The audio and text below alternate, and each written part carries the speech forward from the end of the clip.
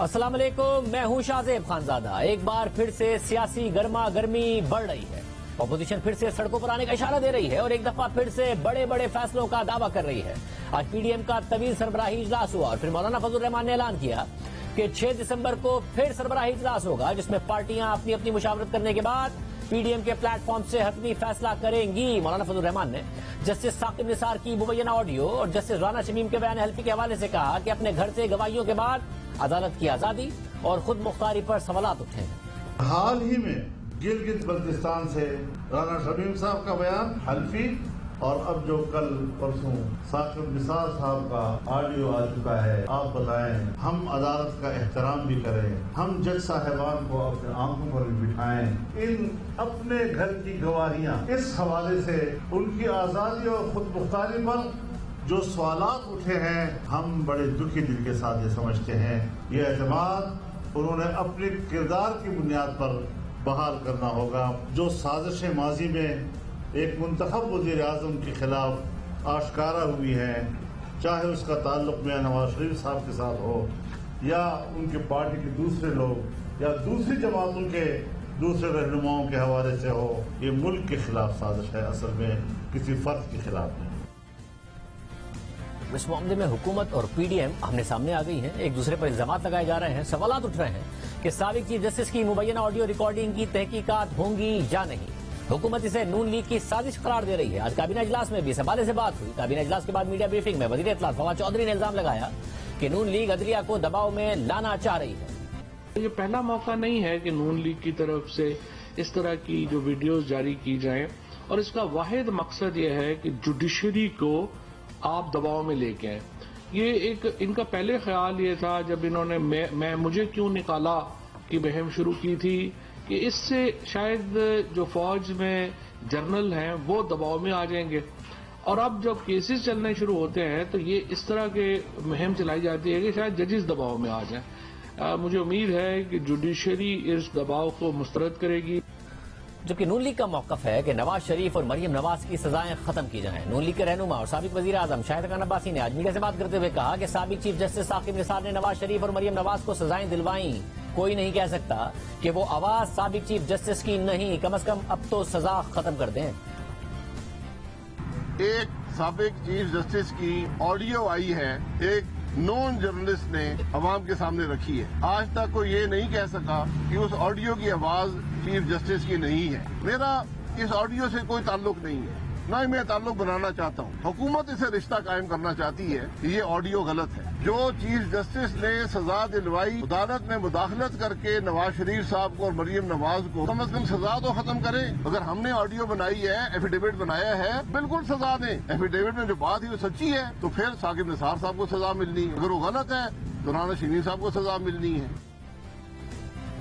Fact focus नामी website इसने story की है। उनकी तरफ से दावा किया गया कि ऑडियो लीक की अमेरिकी फॉरेंसिक लेबोरेटरी गैरेट डिस्कवरी से फॉरेंसिक कराई गई है और गैरेट डिस्कवरी ने इस फॉरेंसिक की तस्दीक भी कर दी है और अपनी रिपोर्ट में कहा है कि इस ऑडियो को किसी भी तरह से एडिट या तब्दील नहीं किया गया है। जबकि दूसरी तरफ मौकफ यह है कि ऑडियो साबिक चीफ जस्टिस साकिब निसार की मुख्तलिफ तकारीर के हिस्सों को मिलाकर बनाई गई है। मुसलसल दावे किए जा रहे हैं, हुकूमत की तरफ से भी इल्जाम तराशियां हो रही हैं, सवालात उठाए जा रहे हैं। एक इबाहम पैदा हो गया है जिसे दूर किया जाना जरूरी है, क्योंकि मामला आला अदलिया से जुड़ा हुआ है। मुल्क की सबसे बड़ी अदालत और उस अदालत के सबसे अहम ओहदे पर फाइज रहने वाले शख्स से मुताल्लिक है, इसलिए हकाइक सामने लाना जरूरी है और गैर जानिबदाराना तहकीक से हकीकत सामने आएगी। इस हवाले से आज हमने भी गैरेट डिस्कवरी से पूछा कि क्या बता सकते हैं कि अब तक आपके किए जाने वाले कितने फॉरेंसिक तज्जिए कामयाबी के साथ अदालतों में इस्तेमाल हो चुके हैं। दूसरा सवाल हमने पूछा क्या आप हमें उनमें से कुछ केसेस की तफसीलात बता सकते हैं। तीसरा सवाल हमने ये पूछा कि क्या आपने फैक्ट फोकस से पहले किसी मीडिया हाउस, सहाफी या न्यूज वेबसाइट के लिए फॉरेंसिक का काम किया है, मगर हमें उनकी तरफ से जवाब मौसूल नहीं हुआ। मगर उनकी वेबसाइट पर बहुत सी तफसीलात मौजूद हैं।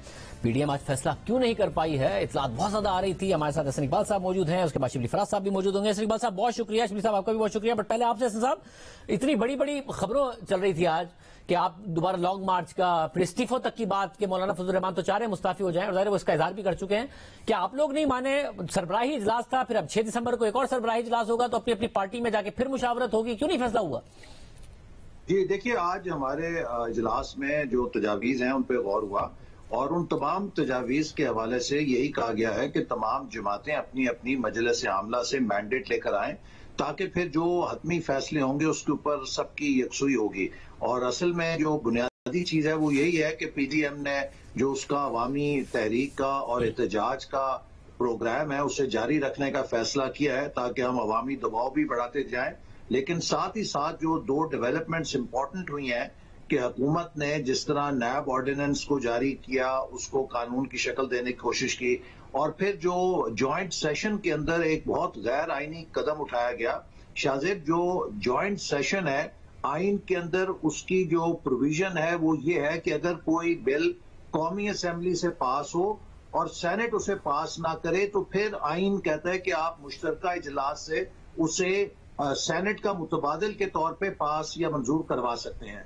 आइन ये इख्तियार मुश्तरका इजलास को नहीं देता कि वो एक ऐसा कानून पास कर दे कि जिसकी शक्ल ना पहले कौमी असेंबली ने देखी हो ना उसकी शक्ल सेनेट ने देखी हो। हुकूमत ने जो ईवीएम का और इसी तरह जो ओवरसीज पाकिस्तानीज का कानून मंजूर किया है ना वो इससे पहले इस शक्ल में कौमी असेंबली में पेश हुआ था ना सेनेट के अंदर पेश हुआ था। हुकूमत ने जॉइंट पार्लियामेंट के इजलास को एक ओरिजिनल जुरिस्डिक्शन दे दी है कानून साजी की, अगर आइन की ना मंशा है ना आइन की कोई प्रोविजन है। तो इन सारी चीजों के ऊपर हमने अपने कानूनी माहिरीन के हवाले से फैसला किया है कि हम इस चीज को कानूनी तौर पे भी लड़ेंगे, अपना सियासी लड़ेंगे। और जो मगर ये तय हुआ फिर कि आज के इजलास में आप कोई फैसला नहीं कर पाए हैं और जो कुछ होगा सड़कों पर होगा, सेनेट में या पंजाब में जो इन हाउस तब्दीली की बातें थी वो भी नहीं होंगी और आप इस्तीफे या लॉन्ग मार्च की तरफ जा सकते हैं। ये इन्हीं चीजों पर बात हुई आज। जी, हमारा आज ये सबका तकरीबन इत्तफाक राय था कि जो हमारा अवामी एहतजाज है उसको हमें बरकरार रखना चाहिए, बल्कि उसे मजीद तेज करना चाहिए, क्योंकि जैसे आपको मालूम है कि मुल्क बहुत तेजी के साथ मेल्ट कर रही है उसकी मईशत। और जो IMF का ताज़ा शरायत नामा है जो कि खालिसतन हुकूमत की नाअहली, नालायकी और नाकामियों का एक स्कोर कार्ड है कि पाकिस्तान अब स्टेट बैंक की ऑटोनॉमी की सूरत में अपनी मुआशी खुद मुख्तारी को दाव पे लगाने जा रहा है, और अवाम जो कि पहले ही महंगाई में इतने दबे हुए हैं उन पे 400 अरब रुपए से ज्यादा का टैक्सों का बोझ आएगा। ये वो सारी बातें हैं जो बजट इजलास में हमने की थी और हुकूमत इनका इनकार करती थी, और अब हुकूमत की उस नाकामी का बोझ 22 करोड़ अवाम पर डलने जा रहा है जो कि बदतरीन जो स्टेट बैंक का बिल है, ऑटोनॉमी तो स्टेट बैंक को मिलनी चाहिए। जो दूसरे एतराजात हो रहे हैं कि जी वो किसी को आंसरेबल नहीं होंगे, वो एड्रेस किए हैं और जब बिल आएगा तो वो सामने आ जाएगा। मगर ये तो फिर तय हो गया ना एहसान इकबाल साहब कि अगले साल से हुकूमत का आखिरी साल शुरू हो जाएगा अगस्त के बाद से, तो आप लोग अब इलेक्शन की तैयारी कर रहे होंगे। इस हुकूमत को गिराने का आपका कोई प्लान नहीं है, इन हाउस चेंज का, सेनेट में कुछ करने का। आप लोग सड़कों पर होंगे, एजिटेट करेंगे, हुकूमत को डिस्टेबलाइज करेंगे, मगर हुकूमत को चलने देंगे और फिर अगले इलेक्शन की तैयारी करेंगे।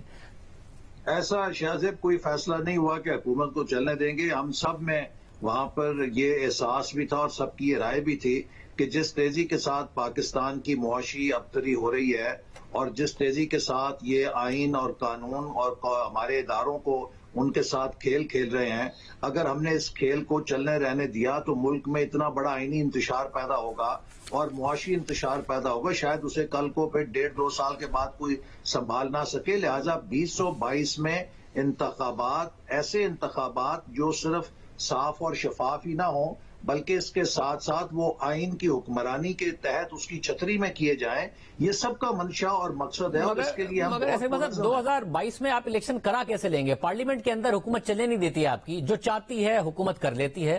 पार्लियामेंट के बाहर आपके कारकुन और सपोर्टर के अलावा निकलता कौन है? अभी पिशावर में पीडीएम का जो प्रोटेस्ट था उसमें आपके कारकुनों की तादाद के अलावा अवाम तो नहीं निकल रहे हैं। आप कहते हैं कि जी अवाम निकले, अवाम नहीं निकल रहे हैं, तो ना पार्लियामेंट के अंदर ना पार्लियामेंट के बाहर आप कुछ नहीं कर सकते हुकूमत का।